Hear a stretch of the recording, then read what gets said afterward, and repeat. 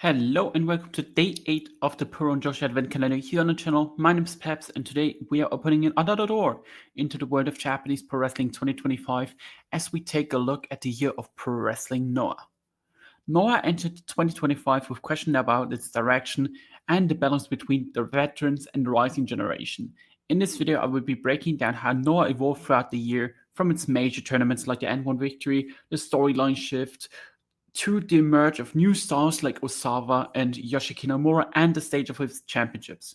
In the end, I will talk about what I personally hope from Noah in 2026 and where the promotion might go next as it continues forging its own path in Japanese pro wrestling. So let's get right into it. As always, we start things off with the big roster changes that Pro Wrestling Noah had this year, and personally, I want to point out one big new signing and one wrestler that left the company. The one wrestler, of course, that signed with Noah that was a big part of the promotion this year was none other than the return of Kenta, who made his official announcement that he's signing the company in, I believe it was February, but he kind of made it clear, more or less, that he comes back in January when he faced Kanao at the New Year's show in 2025 in Nippon Budokan on January 1st, in a very good match where he defeated Kanao and came then back officially in February, and he was from day one on when he signed with the company, kind of game changer for the company.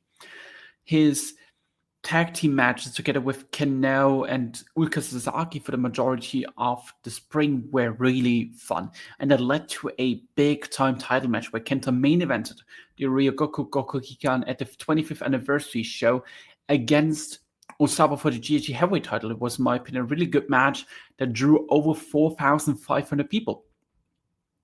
Later on in the year, Kenta then won, of course, the GHG Heavyweight Championship, entered the N1 victory as the champion, and main evented another Sumo show against Masaki Tamiya that didn't do as well as the first one, but still with 3,600 people, at least okay enough.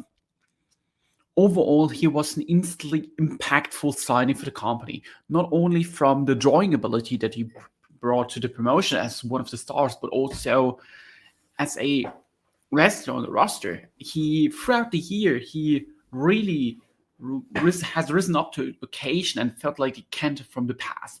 Not in terms of like, okay, he's the best world wrestler, but if you compare where he was in the years before in New Japan Pro Wrestling, where he kind of was seen as one of the laziest and most whatever wrestlers in the company, he really developed into being a top star again. It was really cool to see as a fan of his. His matches throughout the year were all really entertaining. I loved his singles match against Yoshiki Nomura. I really liked his N1 victory run. The matches that he had in his title run against Kanao, for example, was also really good. The match against Osawa was really good. So throughout his year, he had constantly good matches, has entertained me personally a lot, and I think that's all you can really ask for him. He's, of course, 44 years old, but I think in 2025 it was his best year. Maybe in a decade, really. Maybe 2019 was a bit better when he came back from WWE, because I personally really liked his G1 run in 2019, and his N1 title run was okay. Things went down once he joined the Bullet Club after the G1, so there's that. I'm sorry, I hate this version of the Bullet Club. That was like really, really bad, personally. And so overall, Kenta has been one of the best signings that any company has had this entire year, I would say, at least personally. Maybe I'm forgetting someone, but it might even be the best signing, at least inside Japan. Just a slam dunk of a signing, fits perfectly into the identity, brought back fans, and just killed it, in my opinion. Then, when you're talking about a wrestler that left the company, we need to talk about a former ace of Pro Wrestling Noah, as Go Shiozaki announced around 2 months ago that he's leaving Pro Wrestling Noah in September. And that came kind of out of nowhere, really. And it was kind of a big thing in the company, because, well, Go Shiozaki hasn't been really part of anything Noah has been doing for a long time. His last real main event run was like years ago. He's sometimes challenged for the GHC heavyweight title, but always like clearly lost. His last GHC heavyweight title run in general was in 2022 when he won the vacant belt after Katsuyuki Fujita caught COVID at the Sumo Hall show, where he had this great match against Kazuki Miya, and then just lost straight out of the gate against Satoshi Kojima at Cyber Fight Festival 2022. That I even noticed out of my head is crazy. Ever since he was kind of doing like nothing, won the 0-1 World Championship as an example. Another thing that he did was like having his own limit break shows with Team Noah that kind of led to nothing. And I always felt like he was part of the company, but never was in like relevant spots. So him leaving wasn't really like a shock, even if you include him being injured and all of that. It doesn't came like out of nowhere with like, oh shit, that was a surprising thing. It was like, okay, yeah, explains a lot kind of thing. Especially when he lost the N1 victory spot to Harutoki in a qualifying match in Kawasaki, I believe it was, where in the same show Masaka Temiya and Takashi Sugiura won the GHG Tag Team titles for the first time as a team together. Now, people were like surprised by that decision. We're like wondering, okay, where is he going? And it turned out just 3 weeks after, he popped up at an All Japan Pro Wrestling show in Saitama, where he joined Havoc, which is the faction of Shotaro Ashino, Xion, and Odyssey, which was more or less not really surprising because there weren't many options for him, and All Japan really explains a lot.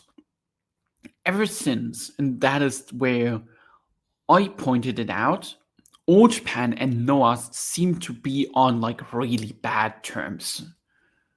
Like really bad terms. That started with when they started to poach Nakajima back in 2023.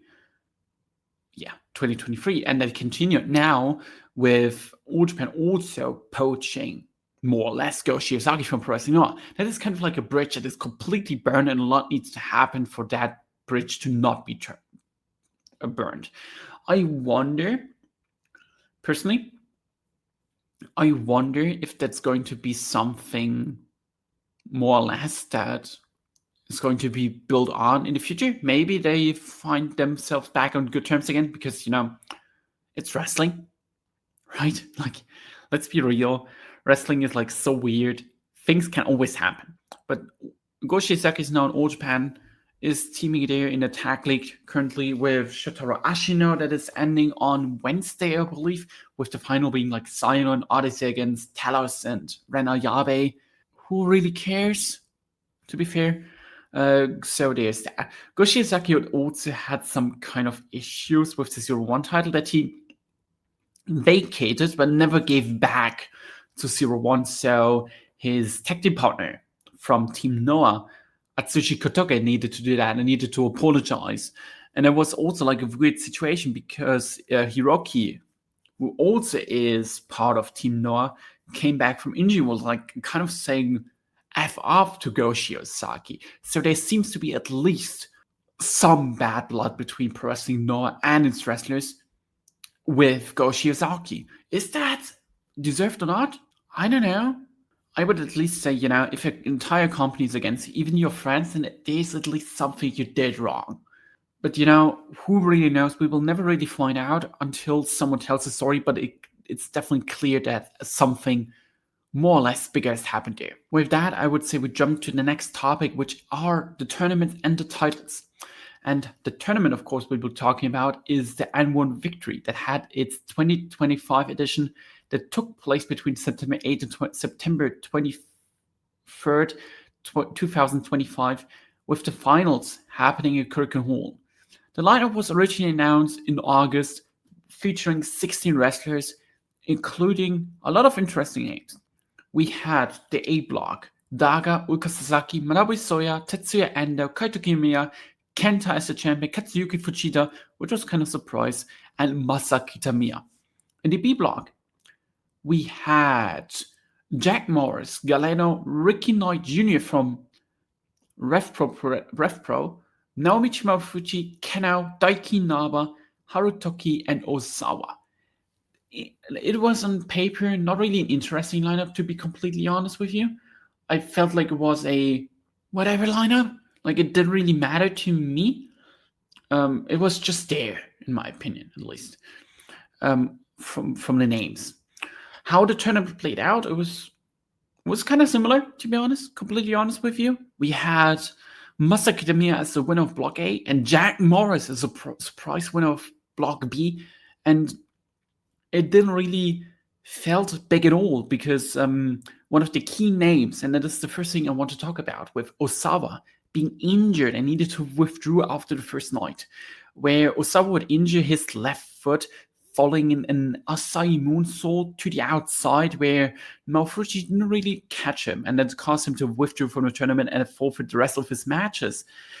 Mafuji kind of got, more or less deservingly so, backlash on social media for that, and I think that is totally deserved because it was really his fault that he didn't really catch Osawa there. It might have changed the entire company, really, but we don't really know. With that, we still had the final between Masakitamiya and Jack Morris that went down at the Currican Hall show. And I thought it was a really good final. It wasn't like a great final or anything like that, but I thought it was a good final with good heat on Masakitamiya, with Jack Morris, who got turned on just a bit before that by Team 2000X, looked like a cool babyface, and they had a really fun outing. In the end, Masakitamiya won the match after 22 minutes and around 40 seconds or something like that, and finally won the N1 victory, something I don't think anyone has expected, especially after he joined Team 2000X and kind of felt like this mid-card hero role that is just going to win another 10,000 singles, 10,000 tech titles. Surprising, to be completely honest with you, I would say, but an interesting choice. He then went on to challenge Kenta for the GHC heavyweight title at Wrestle Odyssey in the Sumo Hall.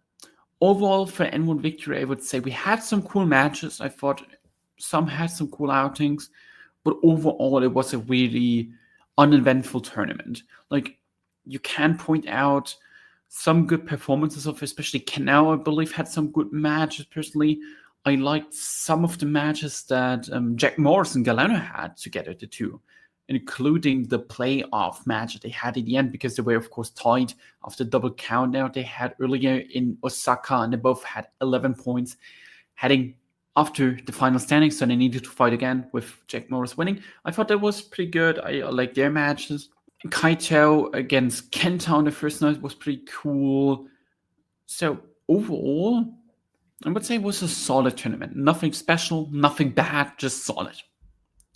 Then we go on to the title scenes, and we are talking about two titles in detail, with two other titles being mentioned later on in the flaws, the positive part. And the first title I want to talk about is the GHG Junior Heavyweight Championship, and we had a couple of runs there, with the first run starting on January 1st, 2025, where Eita won the title from Daga in a 2 out of 3 falls match, which I thought was an okay match. Daga won the first one rather quickly after like 2 minutes, and Eita came back with 2 back-to-back falls over Daga, and especially I thought the last 5 minutes or so in the final fall were pretty good.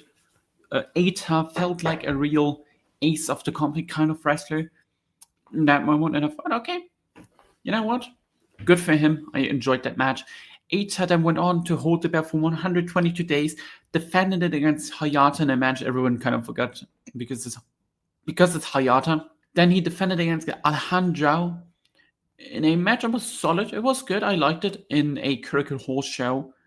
And then he also defended against Kai Fujimura, which was good, before he eventually dropped it in Ryogoku Gokugigan to Yohei in a very good match. I thought this was a fantastic junior title match, with Yohei finally clinching his first junior title in junior singles title Noah, after already being a junior tag team champion for 7 times, including with Takasuke, Hayata, Atsushi Kotoge, and so on. Really cool moment for him, and was one of his best outings, I believe, because they just had great chemistry and just went in there, did their thing, and I really enjoyed that. Yohei then had a really cool title reign, in my opinion. The first match against Takasuke was really cool between former tag team partners. The match against Yunto Miyawake at the Kurken Hall show was really, really good. The match against Atsushi Kotoge in Osaka was sick as fuck. The match against Hayata was like whatever, but even that was, in my opinion, one of the better Hayata matches. And then he dropped the belt in September on the first day of the N1 victory against Hiromu Takahashi of New Japan Pro Wrestling. And you know what? That match was awesome. That match was really, really, really, really awesome. They had great chemistry. They worked fantastically together and just the entire thing. I was somewhat surprised that this match even came about in the first place, because Takahashi, of course, kind of being in between the junior division and heavyweight division in New Japan nowadays. He comes to Noah, has a great outing against Yohei, plays his outside heel perfectly, maybe to perfection, and they just had non-stop high impact action for like 17 minutes, and they had a really cool match. Takahashi then is still the current champion. He defended the belt twice so far, with his first defense being in New Japan Pro Wrestling at the Destruction Kobe show against former GHG Junior Heavyweight Champion. And kind of funny that he even is contending for the belt in New Japan. Taichi Ishimori, and had a really fun junior title match, and the most important thing is it stood out compared to most New Japan junior title matches in recent memory stylistically. It was really refreshing to just see junior title matches in New Japan that is just spot after spot insanity with cool counters instead of slow build up for 50 minutes with limp work and slow escalation. So, Takahashi and Taichi kind of just did their greatest hits, so to speak, and it worked really well for me personally. I really liked this match. I thought it was really enjoyable. I liked that one, but it was good. Then we had Takahashi facing Eita at the Ryogoku Gokujikansha Wrestle Odyssey in another really good match. Eita, who kind of is, I would say, not in his best prime yet, had here one of his best matches in Noah together with Takahashi. Once again, the outside heel Takahashi who dominated the match, compared to Eita, who was kind of like the ace of the junior division for the majority of the match. Just worked really well, in my opinion. They just do their thing. I think it's really, really good. Like, it's super B what they're doing in the ring. And Takahashi in Noah feels like a much more fresh opponent. And Eita brought the needed fire, and they just had a fast-paced and exciting match here. I like this one a lot. Then we go on with the junior title in a kind of like a tournament that they had after the past couple of weeks, where it was decided, the Noah Junior Grand Prix tournament, where it was decided who is going to challenge Hiromu Takahashi next. And I will quickly go through this tournament to build up what we are doing next. The tournament itself was fine. I believe the best match was likely Hiromu Takahashi with Daiki Urashima at Kurken Hall on the first night. That was really, really good.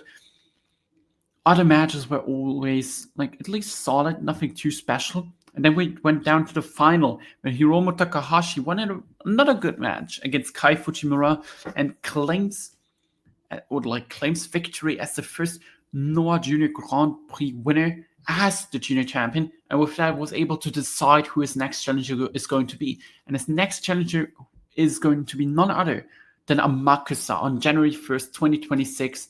And they have a lot of history together. They, for example, faced each other a couple of times in Mexico when they had excursions together. But also, what I thought is the much interesting one here is that they faced each other already in Noah. That was at Keiji Mutao's grand final Last Love holdout show at the Tokyo Dome. where Hiromu Takahashi, as the IWGP Junior Heavyweight Champion, defeated Amakusa as the GHC Junior Heavyweight Champion in the champion versus champion non-title singles match. And it was a really, really, really good outing, in my opinion, at least. So if they can, continue from there, they have the history, they kind of know what to do. Amakusa's likely going to win the belt. I'm really, really looking forward to that. Then the second belt I want to take a closer look at, and it's of course the top belt of the company. We have the GHC Heavyweight Championship match.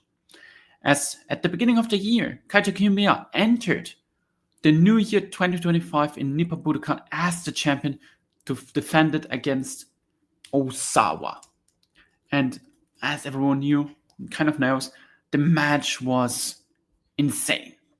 Not only in terms of pure in-ring quality, I thought it had really strong in-ring quality, but the atmosphere was just something special to watch, because it's something you rarely see in pro wrestling, Noah, or like in Japanese wrestling in general, that a heel is getting accepted by the crowd like that over the ace of the company. It was incredible to watch.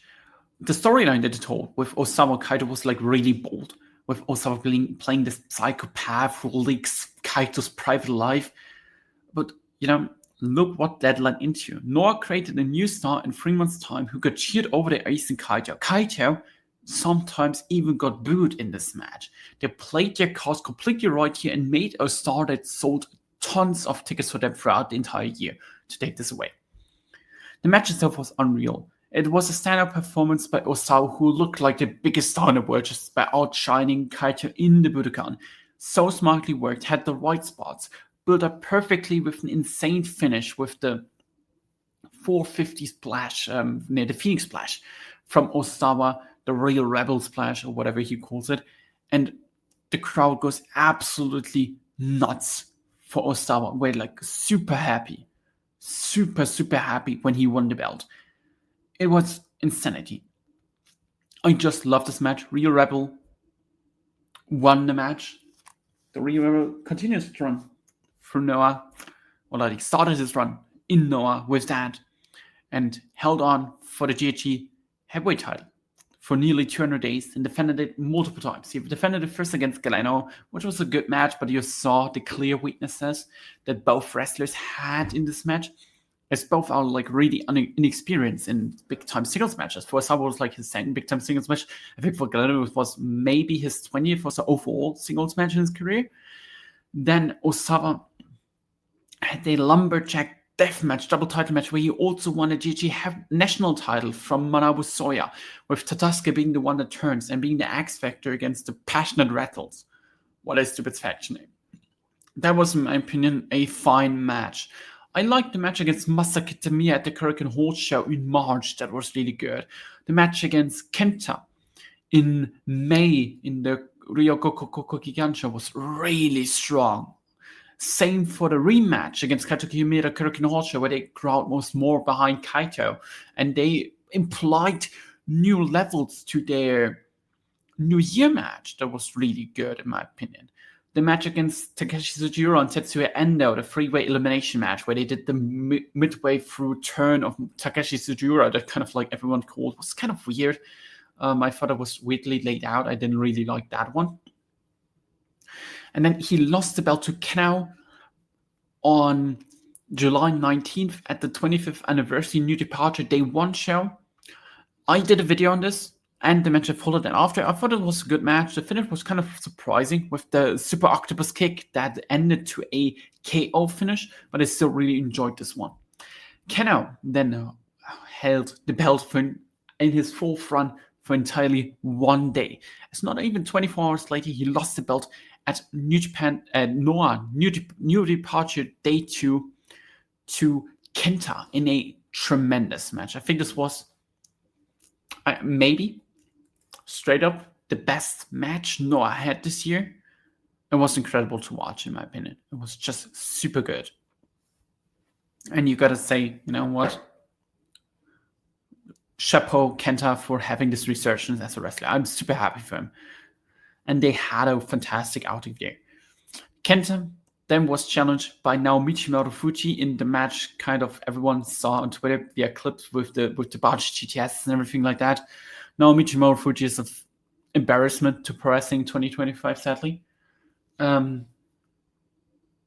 that. Then Kenta defended successfully against Masaki Tamiya at the Sumo Hall show, where Masaki Tamiya, of course, cashed in his shot that he won by winning the N1 victory. I thought this match was okay. It had a lot of dumb shenanigans, especially with Yoshiki Nomura, who came back from his NXT excursion on these shows, interfering in the matches, kind of like more or less, and it was kind of weird to build up the November match between Yoshiki Nomura and Kenta, where then Yoshiki Nomura won the belt for the first time in his career, his first singles title after his excursion. NXT comes back, instantly wins the top belt, was established as the absolute top star next to Osawa and Kaito Kiyomiya in this company. And I'm happy for him. He deserves it as a great wrestler. The Mr. Smack Daddy gimmick is kind of weird, but I like it. It's so weird and so out of this world that it's just incredible to watch, to be honest with you. Inamura then defended this successfully against Kaito Kiyomiya and is now facing in January 1st, 2026 against Osawa. And the run Yoshiki Nomura is on right now is really great. He's a fantastic in-ring worker. I really liked his 2 matches so far that he had for the belt. I think the match against Osawa in Nippon Budokan will be more than entertaining. I'm really excited to see what they can do. Now we will talk about the big storyline of the entire year. And it was kind of everything around Team 2000X that dominated 2025 in pro wrestling, known as the heel stable in Japanese male pro wrestling. They had so many members and so many angles, and it kind of started to really get going last year in November when Osawa turned on All Rebellion to join Team 2000X, developed this psychopath gimmick, and became this top star. In December, the first new member joined, which was Amos. And then Yu Owada as a rookie joined shortly after. At the Hurricane Hall show afterwards, in January as well, we had Tetsuya Endo joining and then almost left because he went back to WWE. Other names that joined were Tadasuke, Knull, Takashi Tsujira, Masaki Tamiya, and so on. But also over the year, names like Daga, Tetsuya Endo, Jack Morris left the company, left the stable again over the year, so that we now have a weird lineup that I need to look up really to find out, okay, who's really in this lineup right now. And the current members are Yoshitatsuya, Osawa, Wada-san, who is currently on excursion, Knull, who is currently not in the country, Takashi Tsujira, Tadasuke, Masaki Tamiya, and Jun Masaoka. A more or less 9-person stable, which are available like all the time, maybe 6 people. Still looks strong in the terms of the booking. Osawa now, after he came back, is instantly right in the title picture. Jun Masaoka and Tadasuke are challenging for the junior tag belts. Takashi Tsujira and Masaki Tamiya are the current tag champions. Yoshitatsu does Yoshitatsu stuff, so there's that. They did pretty much every title, regardless when in the year, kind of either had a title feud with Team 2000X or were held by Team 2000X member. Personally, the majority of the time, it looked good. Like, they did good stuff. They were enjoyable to follow. They had some flashness of House of Torture, over the top BS, but for the majority of the year, at least that is what I would say, they were definitely a good heel stable with fun matches, especially Masaki Tamiya and Takashi Tsujira as tag champions until they faced Tank and Tank, had really cool matches. I really liked the match, for example, against Daiki Naba and Manabu Soya, or as a build-up to that. It didn't feel too over the top. Sometimes they jumped the shark with the angles because it just felt like they did angles for the sake of it, rather than they made any kind of sense. But, you know, that is just how pro wrestling really is. They are just weird at this stage. Another thing I want to talk about, and that is not really a storyline, but a whole project on its own, and that is Monday Magic, which is a kind of mystery show that Osawa produces like once or twice a year. We had once again 2 seasons this year. One, the magic primetime season with 4 shows that was overall solid, more or less. It had some cool matches, but nothing really that most people would remember. To be completely honest, like Ulka Sasaki versus Fuminori Abe was likely the best match that was there. And the second season only had 3 shows that was called the Extreme season. Yeah, Extreme, because it was featured a lot around the GHG Hardcore title. And funny enough, that Extreme season was mainly carried by the women. They had a great match between Mai Iwatani, Saru Yamamoto, and Utami Hayashishita against Miyu Momono, Sika Katsuki, and Takumi Oroha. They went to a 20-minute time limit draw. That was a really, really good match. The season final was then sold in the main event with Hayata defending the GHG Hardcore title. And whoever cares about the Hardcore title, and it's Naruki Doi's Starboy Charlie. Yay, I guess. I think that it's still a fun thing to just watch next to it, but it definitely lost prestige over the years. It isn't like a fresh lineup like it was, or like fresh lineup and fresh concept like it was before, because pretty much you have seen everything. Like, you have seen the same wrestlers face each other over and over again. Now we will be talking about the positive and the flaws of Noah, in my opinion, at least in 2025. And I have 2 positive and 2 flaws.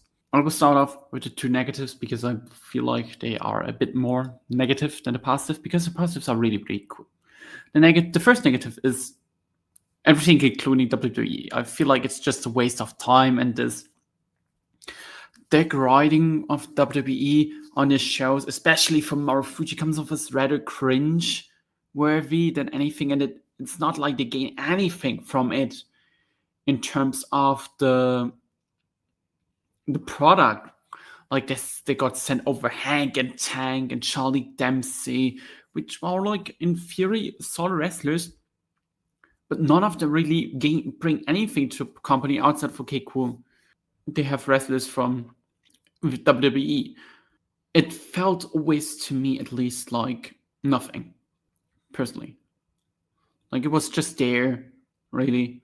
They did their thing, then left again. It's sadly just the truth. In general, outside of maybe Yoshiki Namura gaining some experience in WWE and coming back with an NXT-like-ish gimmick, which I personally still like, but it's definitely NXT-inspired. There's really nothing you can say is positive there in terms of anything, because Galeno, for example, a wrestler they tried to push went to WWE, or better said Triple R, throughout the year for some reason, and they just let him go because it doesn't matter anyway. And they just really gained nothing from it outside of just having these NXT talents that did stuff there. Like Almost, for example, also an example,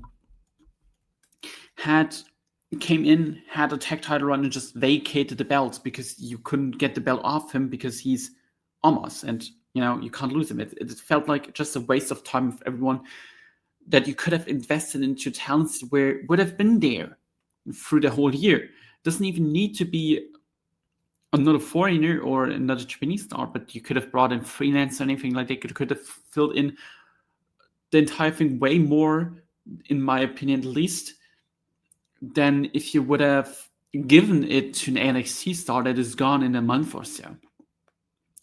Another negative, and to me that is a bigger one, is the treatment of the GHG Heavyweight Tag Team title as well as the GHG National title. To start with the GHG National title first, the title started really with Manabu Soya, who had a solid run, dropped it then to Tetsuya Endo as part of the Team 3000X angle, where Tetsuya Endo joined Team 3000X. A month later, Endo dropped the belt back to Manabu Soya. Okay, that was totally fine. And then it started just insanity.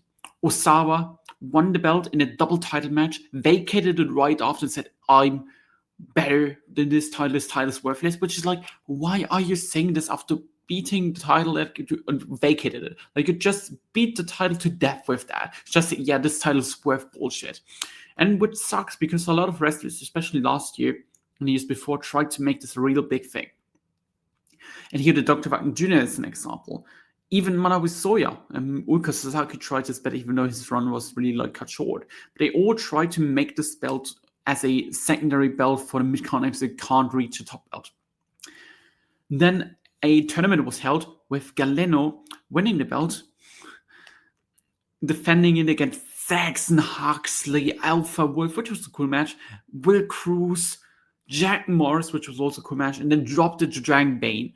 And the majority of Galeno's run was he was not there, and it felt like, okay, when he's coming back, like he had a lot of matches now, but often just missed time for no reason really, and really didn't do much with his run, which is sad because he was meant to be like such a big thing of this company in 2025, considering where his brother Elio the Dr. Martin Jr. went, with him, of course, being the longest reigning GG national champion and also holding the GG title for one time for like 90 days or so. Now the belt is with Dragon Bane, and while he hasn't defended it yet, he's defending his suit against Alpha Wolf, and my hope is for 2026 that they will be doing better with that. The other belt, oh God bless me here, is the GG Heavyweight Tag Team title belt. It started with Naomichi Marufuji and Takashi Tsujura dropping it to Jack Morris and Omos. They vacated it. The belts were won by Daga and Jack Morris. They lost the belts after 27 days to Keno and Oka Sasaki. Those two dropped the belts after 31 days to Daiki Naba and Manabu Soya, who dropped the belts after, I believe, one successful defense against Daga and Takashi Tsujura to Masaki Deme and Takashi Tsujura. They defended it exactly 0 times successfully, dropped it to Hank and Tank, who held it for 13 days, and now their belts are back with Masaki Deme and Takashi Tsujura. And Masaki Deme and Takashi Tsujura are defending the belts before the end of the year again against Keno and Naomichi Marufuji. And the chance they will drop there as well is pretty high, in my opinion. So in the end, you have God knows how many title changes in the course of a year. Not a single run that went over 100 days. Only one run with the run of Masaki Deme and Takashi Tsujura going longer than the time the belt was vacated this year. It's just really bullshit, and it's sad because the tag team division Noah can be really good. You have 3 cool tag teams, but never in their life are they doing anything relevant with that. I would say the tag division and the tag belt is in a similar, if not worse, state than in New Japan, because in New Japan at least you have now the Knockout Brothers. I don't think you have anything like that in Noah, sadly. Now to the positives. And the positives are a bit more better. The first one, of course, being, and we'll talk about more on that in detail, Kenta's second spring and the establishment. Kenta's second spring, where he, of course, like I mentioned earlier, came back to Noah, signed with the company, became once again GT Heavyweight Champion, and just had a great year with cool matches and everything like that. Something no one really expected him for.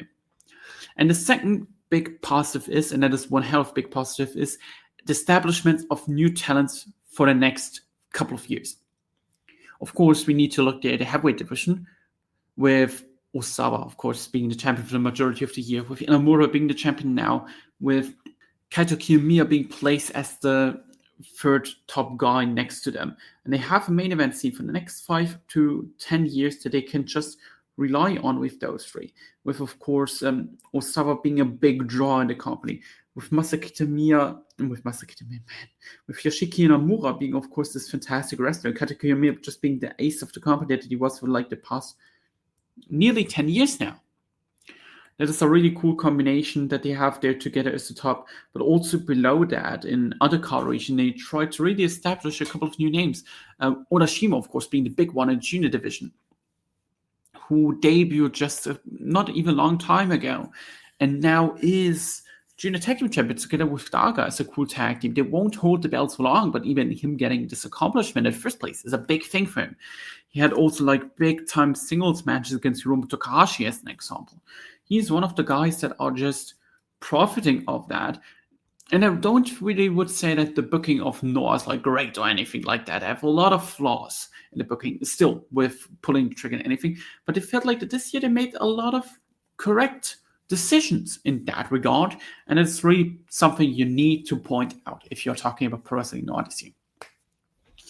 As the last part, we are talking about What I hope from Noah 2026 and looking out to the show. We, of course, kind of mentioned already the show on January 1st, 2025 in Nippon Budokan, where they have their big show. We have a couple of matches announced for that already, including the top 3 title matches as well as one other title match, and a tag match, and likely another tag match. We have the GG Heavyweight title, Yoshiki Inamura defends against Osawa. And that is the big one, right? 2 of the young guys that are currently on the top of Noah, the biggest Sano company versus the current world champion. Very interesting what decision they will be taking. I think Osawa should be losing to continue establish Inamura. I think that would be the right decision, but I also could see them just giving back Osawa the belt after his injury return. I'm interested for that. I think the match should be really, really fun, and the atmosphere should be great for that. Then we have the Junior Heavyweight title match, Hiromu Takahashi defense against Amakusa. Like I said earlier, should be fantastic. The match, they have a lot of history together. I expect Amakusa to win, and with that end the run of Hiromu Takahashi in Noah for now.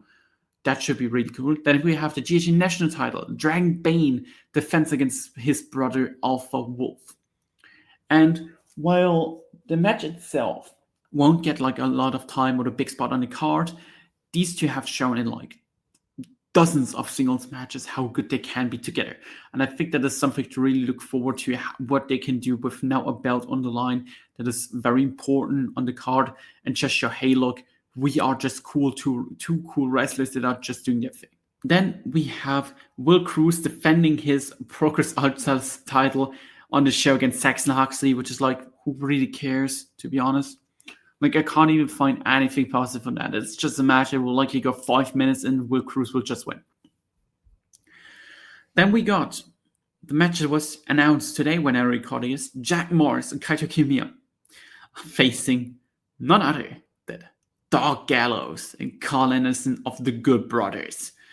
And people were like, how did this come together? After Kaito Kiyomiya's 10th anniversary match against Kenao, the Good Brothers attacked him during his promo, and the setup was made with Jack Morris kind of making the save a bit late and joining, more or less, All Rebellion to now team up with Kaito against the Good Brothers. I'm interested to see what the Good Brothers are going to do in Noah.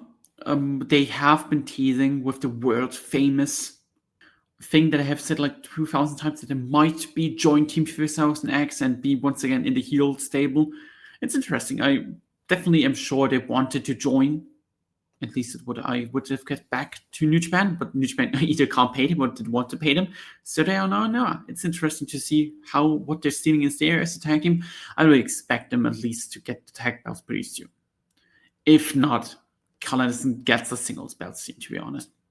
Then we have one more announcement, and that is what is also announced today when I'm recording this, and it is that Bushi and XXXXX, which was kind of teased to be Tetsuya Naito, to make their debut, like their appearance in Pro Wrestling Noah on the show as well, can now kind of call them out. I would imagine, at least that is what I would expect the card to be, is Kenoh and Naomichi Fuji vs Bushi and XXXXX. And the X, based on silhouette and based on what was kind of said in Tokyo Sports by Okamoto and all of that, seems to be Tetsuya Naito. And it's a major thing. It would be Tetsuya Naito's, and that is still kind of surprising thing to say, first appearance after leaving Pro Wrestling and New Japan Pro Wrestling in Japan in May. That is kind of surprising, that he turned out to be in Noah, because after the Wrestle Odyssey thing, where everyone kind of expected him to be, it was kind of like, okay, maybe he's just not going to be there. But that being said, will be interesting to see how these two will be in Noah, if this is just a one-off, or if this is just going to be a more regular thing. I would be interested to see both. I think him being especially Naito being in a big part in Pro Wrestling Noah 2026 could be interesting. Could be really interesting to see. In general, what I hope from Noah in 2026. I think just continuing to strengthen the roster with interesting freelancer signings, mixed, and that is my opinion more important, mixed with elevating young talents next to the current generation that they have already. I'm looking at Oka Sasaki, for example, who should make the next step as a wrestler, for example, that would put I know out. Or Dragon Bane Alpha Wolf establishing themselves as heavyweights. Continuing to book the junior title division interesting would also be something I'm down for. So they have a lot of promising things coming in 2026, but it's also pro wrestling Noah. The chance that they had a solid year this year and just next year is either totally BS or the best thing ever is like pretty high. It could be either or. And that is kind of the thing with Noah. They are so inconsistent and so tough to predict that you just can't say really what you want from them. And with that, thank you all for listening. We will see each other tomorrow where I will be deep diving into a year of a pro wrestling Noah wrestler. I'm not saying who, but it should be kind of obvious if you have listened to this show. With that, I would say I hope you enjoyed this video. Leave a like and comment down below. Bye bye.